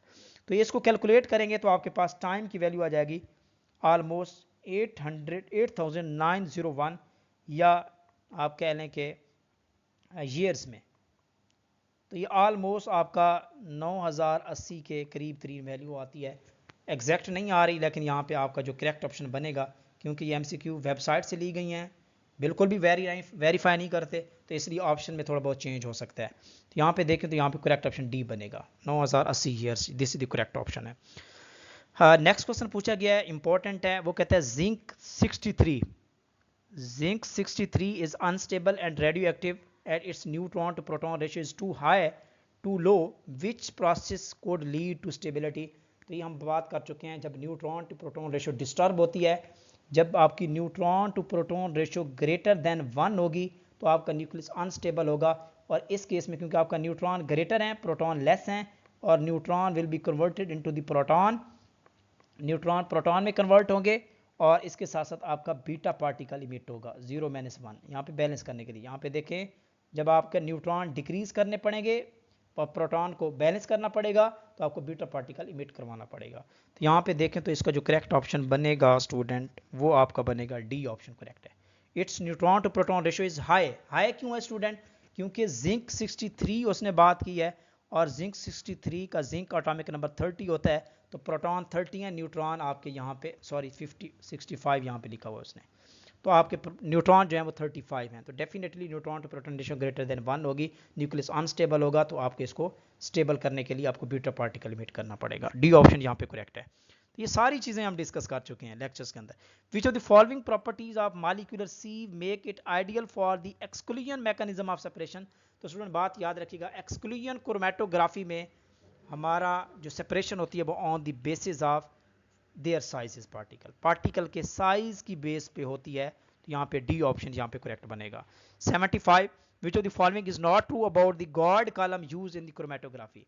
गॉड कॉलम होता है, जनरली हम HPLC में दो कॉलम यूज करते हैं, एक गॉड कॉलम होता है जिसको प्री कॉलम कहते हैं और एक आपका एनालिटिकल कॉलम होता है। जहाँ पे सेपरेशन होती है वो आपका एनालिटिकल कॉलम होता है, और एनालिटिकल कॉलम से पहले आप यूज करते हैं गॉड कॉलम। वो आपका बेसिकली क्या करता है, जो इंटरफेरेंस सब्सटेंसेस होती हैं आपके एनालिटिकल कॉलम में पहुंचने से पहले उसकी सेपरेशन करता है। It filters the particle that clog the separation column, yes ये उसको फिल्टर करता है, ये भी ठीक है। It extend the life time of the separation column, definitely अगर आपका प्योर सैंपल आपका एनालिटिकल कॉलम में जाएगा तो आपका एनालिटिकल कॉलम जो है वो लॉन्ग टाइम के लिए रन करेगा, लॉन्ग टाइम के लिए वर्क करेगा। तो ये भी करेक्ट है। तो यहाँ पे नॉट ट्रू पूछा गया है, तो यहाँ पे जो करेक्ट ऑप्शन बनेगा 75 का स्टूडेंट वो आपका सी ऑप्शन करेक्ट बनेगा। It allows particle that cause precipitation upon contact with the stationary mobile phase, तो ये इसके अकॉर्डिंग नहीं है। बाकी size of packing varies with the type of proportion, ये भी करेक्ट है। तो यहाँ पे सी ऑप्शन यहाँ पे करेक्ट है। 76 which of the following column are not used in the liquid or या हाई परफॉर्मेंस क्रोमेटोग्राफी में। HPLC में स्टूडेंट हम बाकी सारे कॉलम यूज करते हैं, सेपरेशन कॉलम यूज करते हैं, एनालिटिकल कॉलम यूज करते हैं, गॉड कॉलम भी यूज करते हैं, लेकिन जो कैपिलरी कॉलम होता है इसकी वेरी वेरी लेंथ होती है, बहुत ज़्यादा लेंथ होता है, 100 मीटर तक होता है, और ये जनरली हम यूज़ करते हैं, बहुत ही एफिशिएंट होता है, और ये नॉन वोलेटाइल कंपाउंड के लिए यूज़ करते हैं, और ये जनरली यूज़ करते हैं गैस क्रोमेटोग्राफी में यूज़ करते हैं। तो यहाँ पे डी ऑप्शन करेक्ट होगा। 77 है bulk property, bulk property detector used in the liquid chromatography does not respond which of the following property। तो यहाँ पे जो bulk property है, this is the properties of solute। properties of solute जो है ये आपकी physical property नहीं है, ठीक है। तो ये आपकी सी ऑप्शन यहाँ पे करेक्ट है 77 का। बल्क प्रॉपर्टी जो है वो detector respond to the charges in the physical property को डिटेक्ट करते हैं, जो डिटेक्टर होते हैं। तो ये जो सोल्यूट से रिलेटेड प्रॉपर्टी है, this is the specific property not the physical property. 78 the reference cell is packed which of the following in the adsorption detector used in the liquid chromatography। तो ये हम यूज करते हैं inactive glass beads use करते हैं। तो यहाँ पे ए ऑप्शन यहाँ पे करेक्ट है। 79 interaction between the matter and electromagnetic radiation can be absorbed by subjecting a substance to magnetic field in which of the following manner। तो यहाँ पे आप यूज करते हैं, आपका एक फील्ड आप स्टेशनरी रखते हैं, दूसरे को वेरी करते हैं। तो यहाँ पे डी ऑप्शन करेक्ट है। 80 विच one of the following NMR spectrometer is more diverse.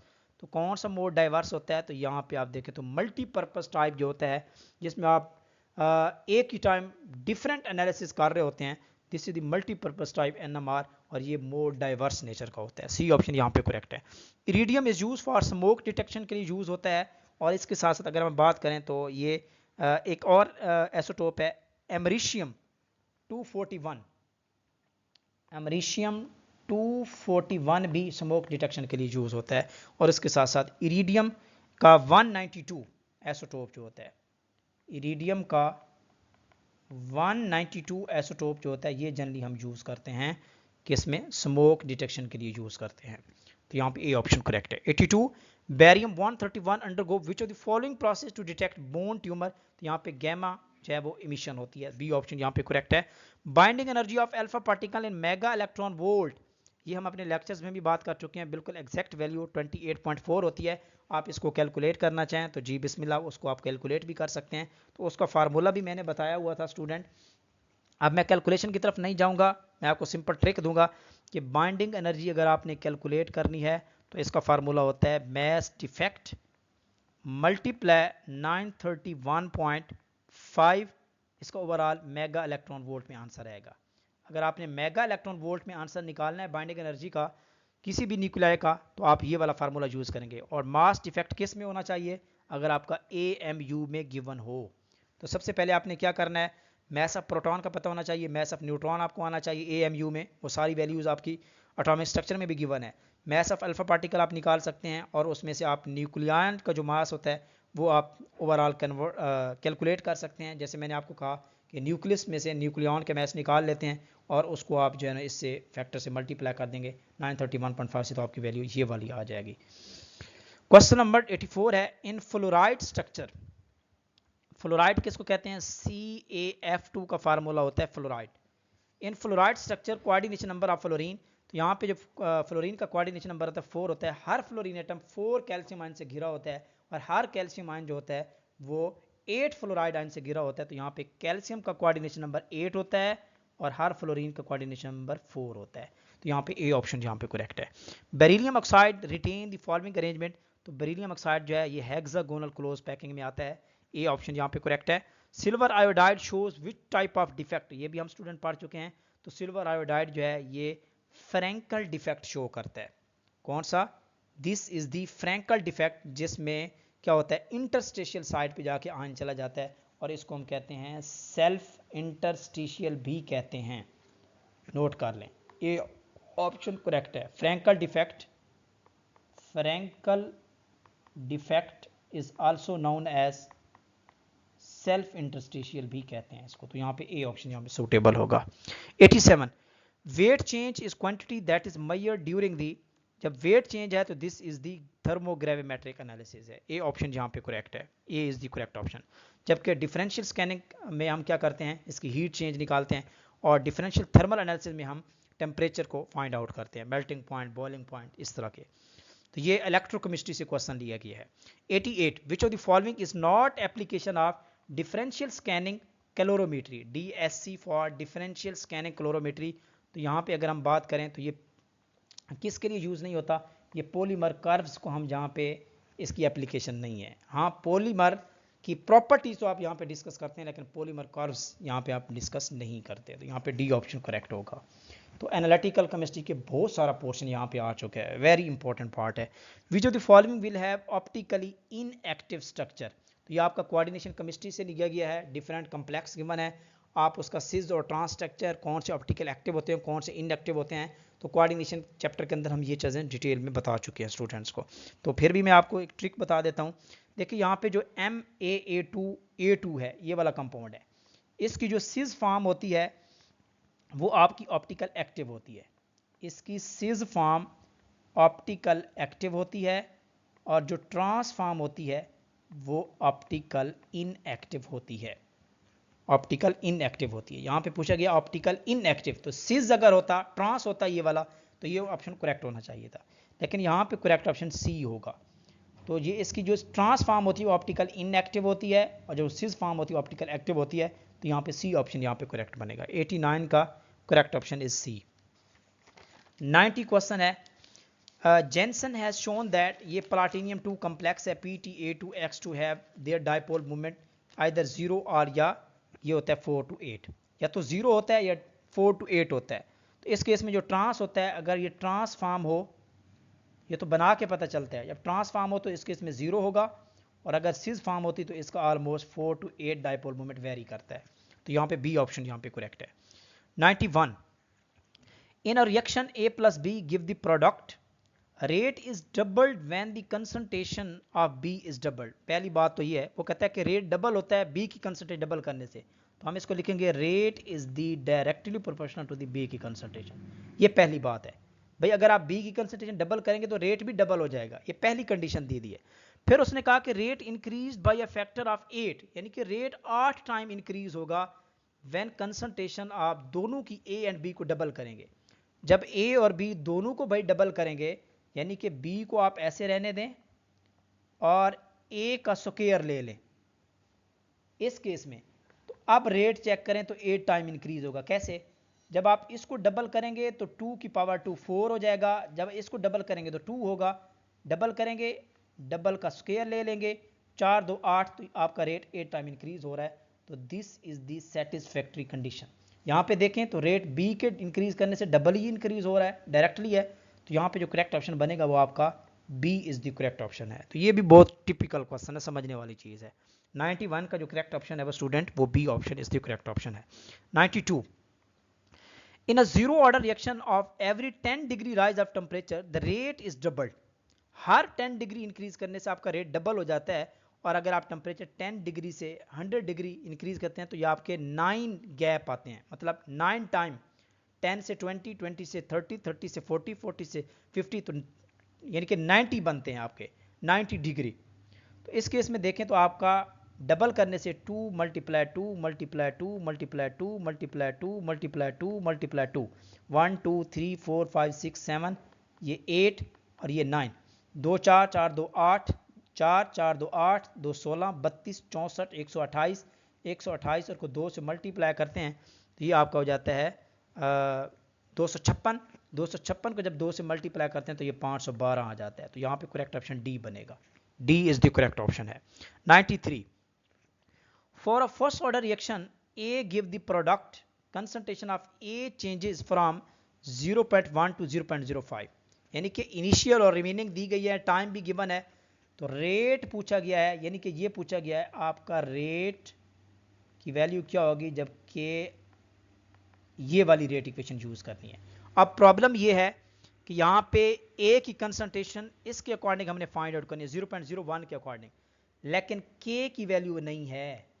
तो के कैसे निकालेंगे? बहुत सिंपल है, क्योंकि इनिशियल कंसंट्रेशन भी गिवन है, रिमेनिंग भी गिवन है और यहाँ पे उसने टाइम भी बता दिया। तो हम यूज़ करेंगे सेम जो पिछले न्यूमेरिकल में हमने इक्वेशन यूज़ की है उसको यूज़ करके हम इसको कैलकुलेट कर सकते हैं। कैसे करेंगे स्टूडेंट? बहुत simple calculation.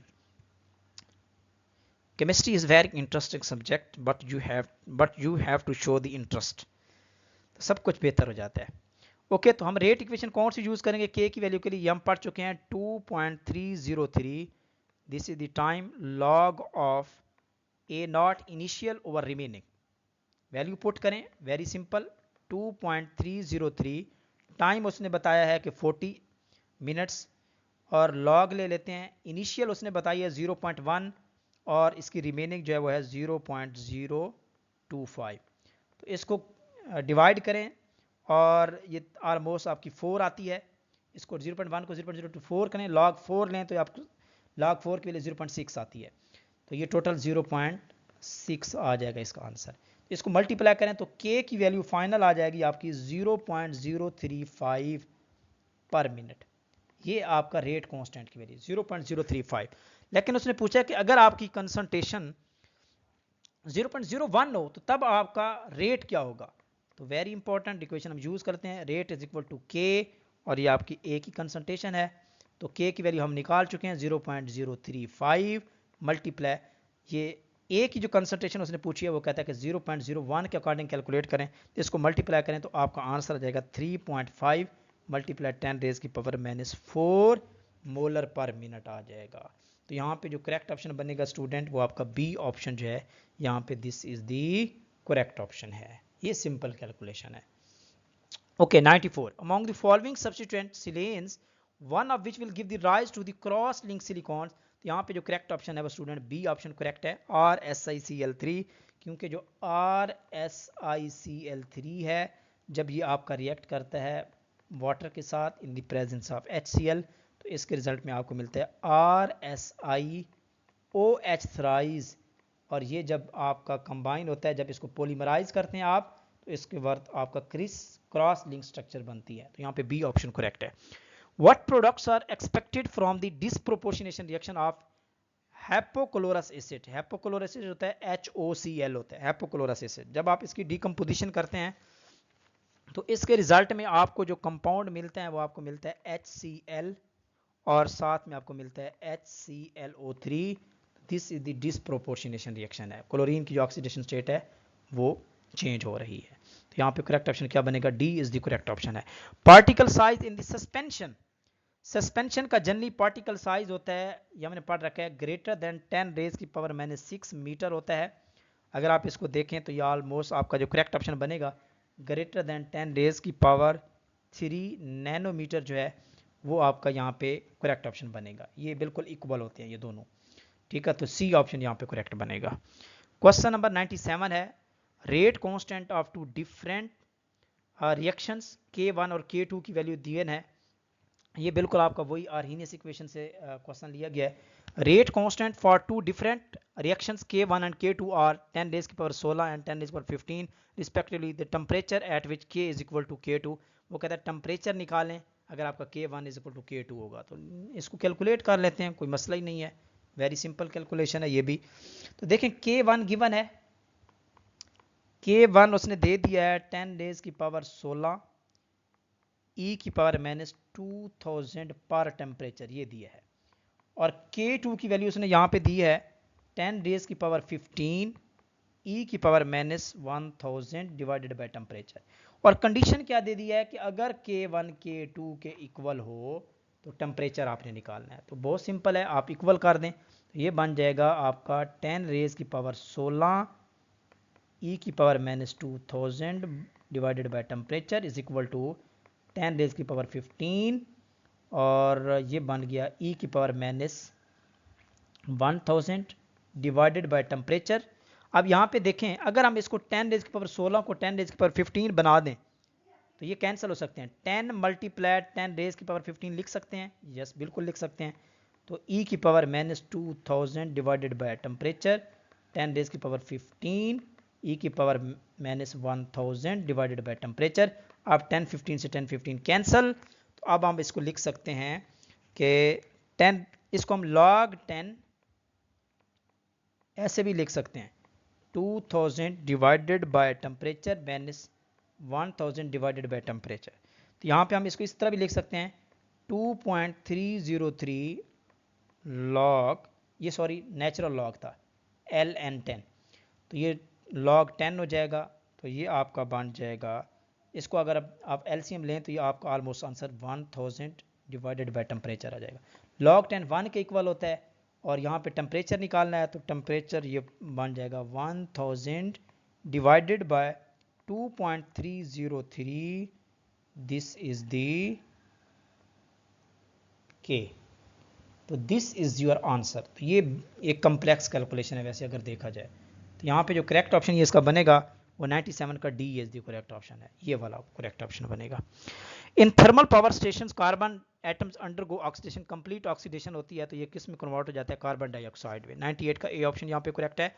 99 which of the following is true in case of zinc copper cell. तो यहाँ पे देखें जिंक कॉपर सेल जो है, यहाँ पे हम अगर हम देखें तो जिंक जो है वो इलेक्ट्रोकेमिकल सीरीज में ऊपर है तो ये एक्ट करता है एज अ एनोड, और जो कॉपर सेल है ये एक्ट करता है एज अ कैथोड काम करता है। तो flow electron take place from copper to zinc, no, anode से कैथोड की तरफ फ्लो ऑफ इलेक्ट्रॉन होता है तो ये भी रॉन्ग है।